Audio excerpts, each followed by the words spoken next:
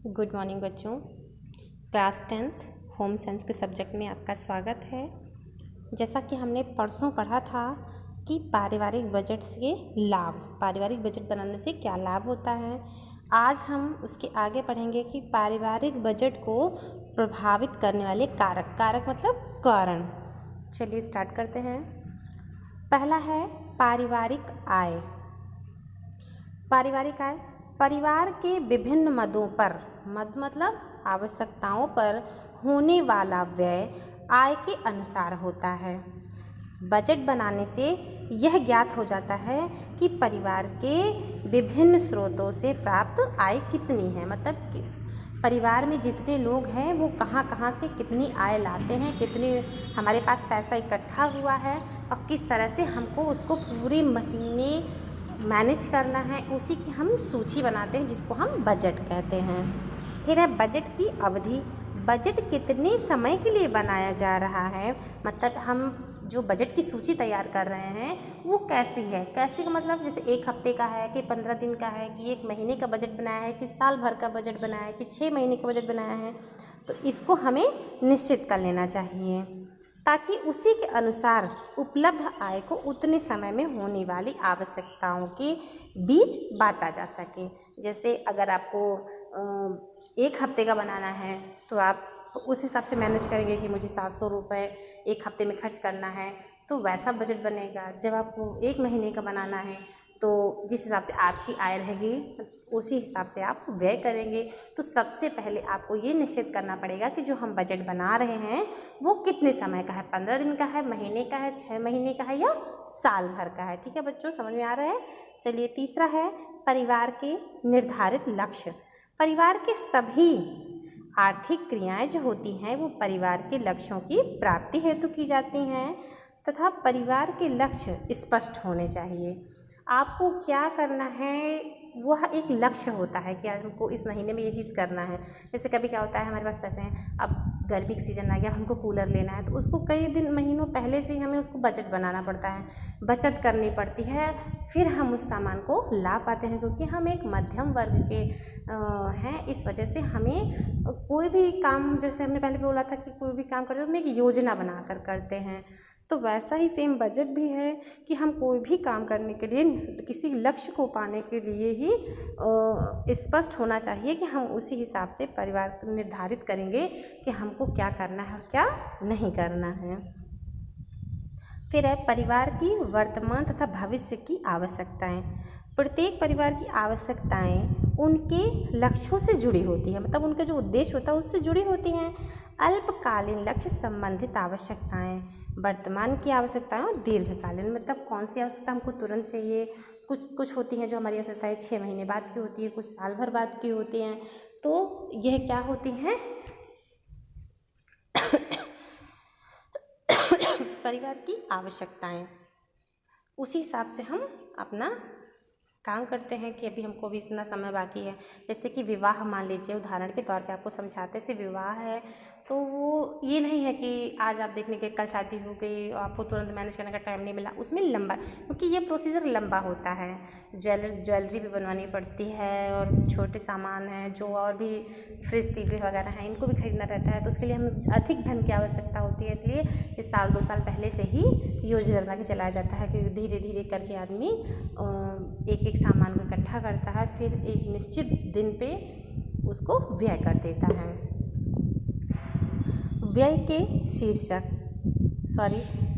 5वीं हेडिंग आपकी है परिवार के सदस्यों की संख्या, लिंग और उम्र। तो परिवार के सदस्यों की संख्या का ज्ञान जो होता है इसलिए आवश्यक है ताकि पता चले कि उस आय से कितने सदस्यों की आवश्यकता की पूर्ति होगी। उसी प्रकार लिंग और उम्र के में अंतर भी होता है, तो सदस्य की आवश्यकताओं में भी अंतर होगा। इसलिए लिंग और आयु का ज्ञान होने से उसकी आवश्यकताओं का अनुमान लगाया जा सकता है। जैसे एक बच्चा है तो उसकी आवश्यकता अलग है, बूढ़े आदमियों की आवश्यकता अलग होती है, बड़ों की आवश्यकताएं अलग होती हैं। फिर है व्यय के शीर्षक, परिवार में कौन कौन से खर्चे हैं इनका ज्ञान होना आवश्यक है, जिससे उसी हिसाब से आय का विभाजन हो, अन्यथा अनावश्यक खर्चों पर धन पहले व्यय हो जाएगा और जो हमें जिस चीज़ की हमें सबसे ज़्यादा आवश्यकता है आखिर में हमें उसके लिए पैसे नहीं बचेंगे। फिर है आवश्यकताओं का प्रति इकाई मूल्य। परिवार की आवश्यकताओं की पूर्ति करने के लिए विभिन्न सामान की प्रति इकाई का बाजार में क्या मूल्य है मालूम होना चाहिए। जैसे हम किसी भी चीज़ को लगातार करते हैं, जैसे आप लोगों ने देखा होगा मम्मी लोगों को इतना ज्ञान होता है कि वो बोल देती है ये सामान लाना है हर महीने को, दाल लाना है, मसाले लाना है, फिर दे देती है 500 रुपये जाओ इसको इतने में आ जाएगा सामान। क्यों उनको मालूम होता है? क्योंकि वो हर महीने ही कर रही हैं। उन्होंने एक मतलब नाप बना रखा होता है कि जिससे मतलब वो ऊपर नीचे ठीक है। जैसे मैंने आपको कहा कि आज टमाटर के दाम 60 रुपये हैं तो कल 70 हो जाता है, तो बाद में बोलता है भाई 100 रुपये ले जाओ, इसमें टमाटर आलू आ जाएगा, जो बचेगा उसका आलू ले लेना, इतना ही ले लेना। तो इसका मतलब हुआ कि उनको कितना पैसा व्यय होना है उन्होंने एक अनुमान लगा लिया है। कोई भी परिवार किसी आवश्यकता पर कितना व्यय करेगा, किस आवश्यकता को प्राथमिकता देगा, यह उस परिवार की आय, जीवन दर्शन तथा परिवार की स्थिति पर निर्भर करता है।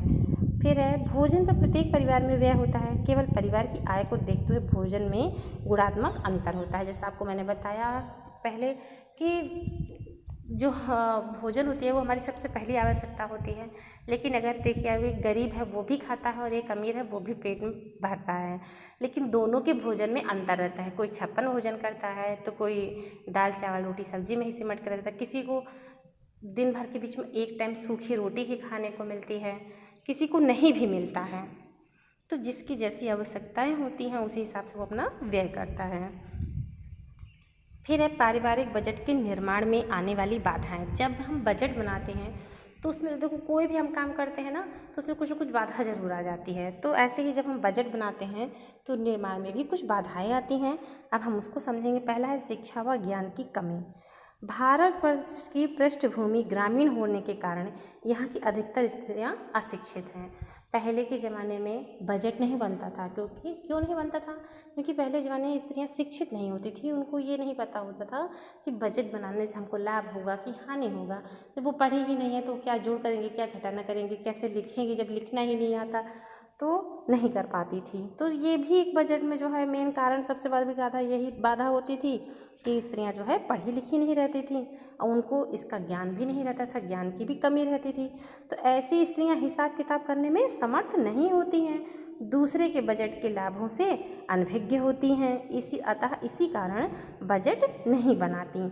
हमारे समाज में गृह संचालन का दायित्व तो मुख्य रूप से गृहिणी का ही माना जाता है।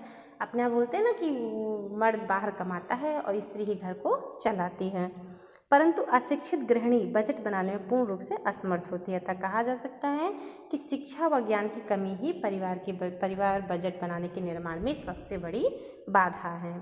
फिर है बजट के प्रति उदासीन दृष्टिकोण।